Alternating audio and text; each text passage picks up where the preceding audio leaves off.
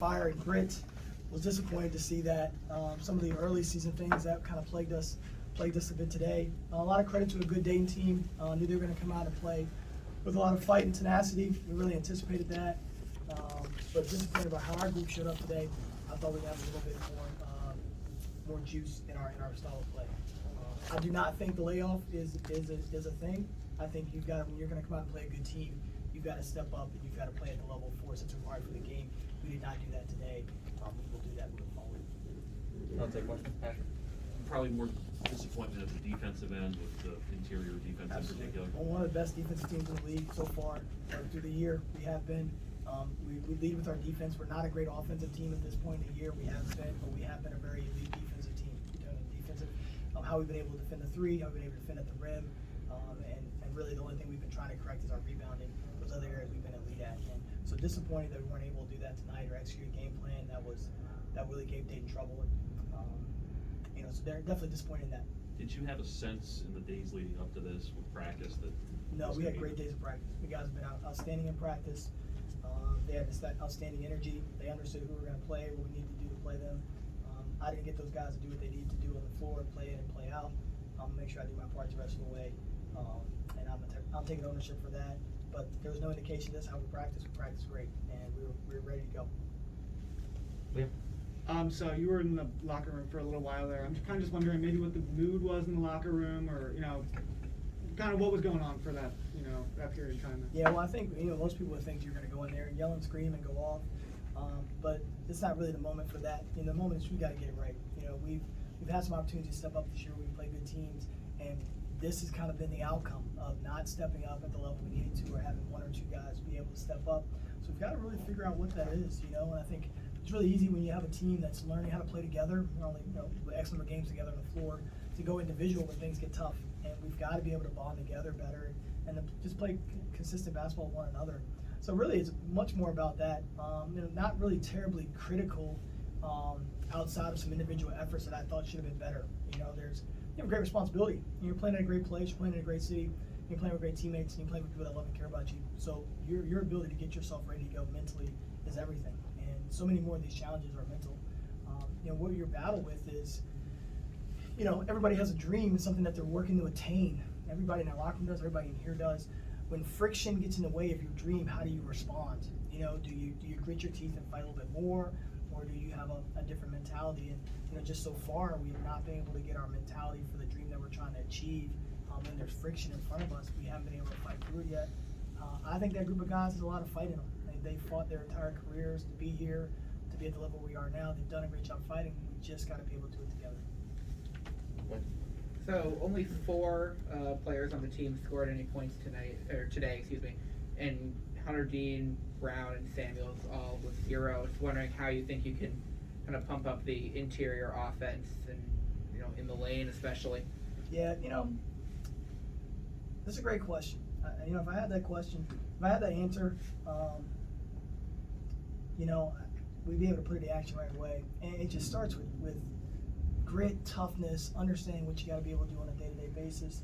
I love those guys' ability. You talk about Hunter Dean, a guy who's a tremendous athlete. We're talking about Noah Brown, who's 6'10", 265 pounds, a guy that I really believe in. Both those guys as a unit, it's a strong unit of guys, and they're really unselfish. But we just haven't gotten them in this stage of their career yet to push through that yet. And it's time for us to see it. I don't know if we can wait much longer for those guys to start to kind of recognize that. And we're really pushing for those guys to be able to do that. But they can help our team in a lot of other ways. It's easy to point out the scoring. What we really need those guys to do is to rebound the ball and defend the interior. When they do those things, they're going to be able to find ways to score on the offensive floor. And they're playing with great playmakers. Brendan Adams, James Bishop, Brown Freeman, Ricky Lindo. Those guys are great playmakers. So you really need for them, really need our post guys to do the part on the defensive end of the floor and to rebound the ball and to play with physicality. They can do those things at a high level. They haven't done them yet. We've seen them do them in practice. It's about them turning into the game performance. But when they're able to do that, that's what we need them to do. We're always going to have, when you got Ricky Lindo on the floor, Joe Bamisile, Brendan Adams, James Bishop, Brown Freeman, those guys are always going to find a way to score points to win the game. But it's really about the defensive effort for everybody being connected. Yeah, could you talk a little bit more about Freeman?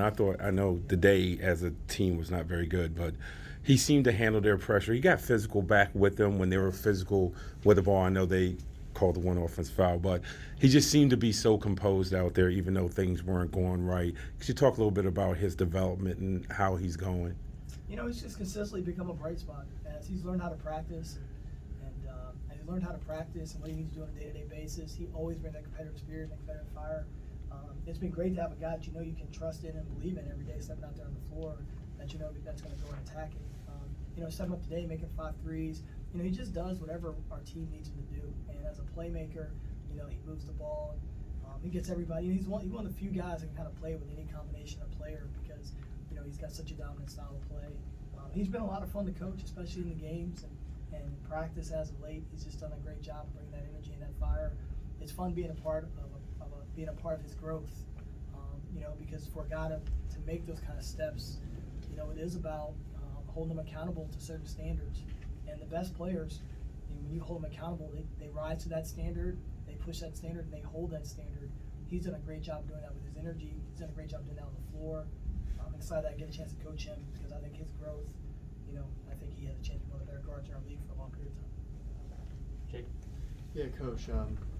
You already talked about Brown a little bit, but also, Joe Bamisille's been putting together a bunch of good games in recent, recent games. Not I wouldn't say recent weeks, but just talk about him and what he's been able to do for this team. At such a young age, he's only a sophomore. Yeah, Joe is. He's everything you want as you're trying to build a program. A talented player, a really good student, really curious in life in general. But then we talk about it as a player, just wanting to be at his very best and willing to listen to any kind of criticism you have to be at his best, willing to take coaching at the highest level. After every game, he almost demands that we watch the entire game with him so he can grade what he's doing, what he can do better. And then he has an incredible ability to go out and then, apply that to the next day of practice and then the next game. His growth is, I always say he's like a great learning curve. Didn't play a ton, didn't play hardly all as a senior in high school because he was hurt. Didn't play much at Virginia Tech, so his learning curve is really, really vast. But he just does everything he can to learn every piece of it that he needs to learn to be at his best. And he holds himself accountable to the highest level. He's a guy that's an exciting player. One of the reasons why I really believe in our team. And today is not indicative to how good or bad our team is, right? We didn't play great today. That can happen sometimes. It happened to us today. But I believe in this group of guys. I think when you talk about Joe Bamisile and Brown Freeman and talk about some of these guys are elite players. So it is about getting everybody to play together as a unit. Those guys are playing together, a lot. They're playing well. So, I do believe in our team, and I believe in the process that we're in. I believe in the journey that we're on. I don't love today's results in any respect, but I tell you what, those guys are stepping up consistently right now, and we haven't had that in a long time here. In my time here, we have 2 or 3 guys stepping up consistently, and it's a pleasure to be able to watch those guys perform every day. Liam? So you kind of mentioned that you have like 2 or 3 guys who maybe you can rely on for scoring. But it seems like so far this year you kind of haven't been able to, like, when Joe Bamisile has a good game, maybe James Bishop kind of has an off night, or the opposite. So kind of what do you have to do to kind of put that together? Is that just more time together, or is there? I thought tonight they actually played a pretty good balance. For James Bishop to go 2 of 10 from 3, as good an outside shooter that he is. I thought he had really good looks. I didn't think he forced his shots tonight. I thought he had good looks. He would have had a great night tonight. I think he finished with 12. If he makes 2 or 3 more 3, that's a pretty good night for him. It's more timeliness. We need those guys to make plays for us in the right time. When you're down 15 and you run off 5 in a row, it's different than when the game's tied or in the first 3 minutes and the guy runs off 5 in a row. So the timeliness of it all, I think, is really important. I don't think that those guys are incapable of playing together and having 2 games together because they're off the ball so much. But I just think it just hasn't happened for whatever reason so far this year. But I like the looks that James Bishop got tonight. I thought he got great looks, and I told him, if you're going to keep getting those kind of looks, he was over 5 at halftime from 3, and they were all great looks. They were all toe to the 3-point line, 3-point opportunities. He's a great shooter, so if you're going to give him those kind of looks, he's going to beat you. Again, I think if he makes a few of those timely ones in the first half there, the score is probably a little bit different, and it changes the flow of the game. We just weren't able to knock those in today. But it's good to have both those guys on the wings that can score the ball, when you're mixing them with other guys.